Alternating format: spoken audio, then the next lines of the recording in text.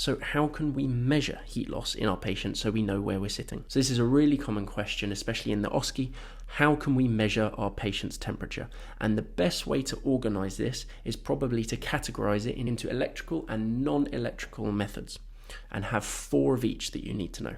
Now, the non-electrical methods all rely on the fact that as temperature changes, physical properties of some chemicals change. So something might change color, it might change volume, it might change shape, and we can use these physical property changes as a way to measure temperature.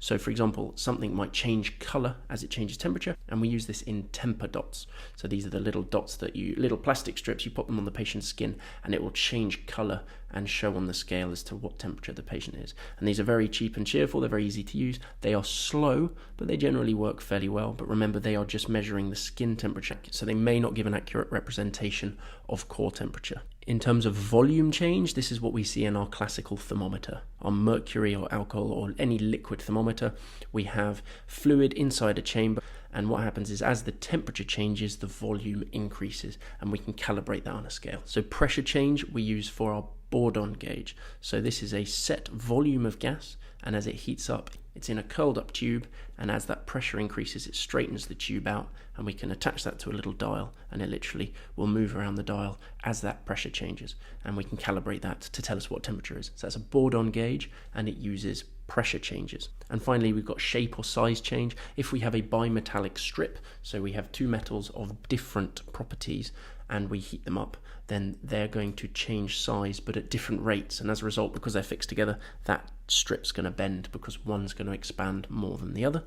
This is a bimetallic strip, and literally we can put a little gauge on the end, and as it bends more, that tells us a higher temperature. So those 4 are color change, temper dot, volume change, classical thermometer, pressure change, Bourdon gauge, and size change, bimetallic strip. And those are your 4 that you need to know for non-electrical methods of measuring temperature. In terms of electrical, there's the one we use most commonly, which is the infrared one. That's the one you point at the patient's forehead. It detects infrared radiation heat loss, and it's generally pretty good, pretty accurate. The other 3 electrical ones all rely on the fact that as temperature changes, electrical resistance changes. So if generally in a wire carrying electrical current, if it gets colder, then the resistance drops, and so a current will flow more easily. So the simplest version of this is the platinum resistance thermometer. This is just a platinum wire essentially, and its resistance will change with temperature. We can calibrate that, and it tells us the patient's temperature. It's cheap and cheerful, it works pretty well. It's not particularly quick, but it's fairly accurate. The other 2 you need to know are a thermistor and a thermocouple. Now, a thermistor uses a metal oxide semiconductor, and they can go both ways. They can either increase resistance as you warm them up, or they can decrease resistance as you warm them up. It doesn't matter. The point is the resistance changes as temperature changes, and you can calibrate this, and it works in a similar way to the wire, but generally they're quicker and more reliable. And then the thermocouple uses the Seebeck effect. So a thermocouple, again, we're using 2 different metals, and we're sort of putting them next to each other with 2 junctions. And at the top, we have a reference junction. At the bottom, we have the testing junction.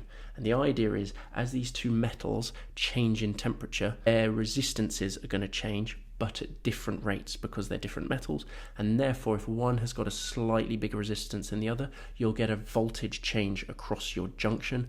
You can measure that voltage change, and that's how you work out the temperature. And if you've got lots of these together, lots of thermocouples joined together, that's called a thermopile. So your electrical ones that you need to know about are infrared, a platinum resistance thermometer, a thermistor, and a thermocouple.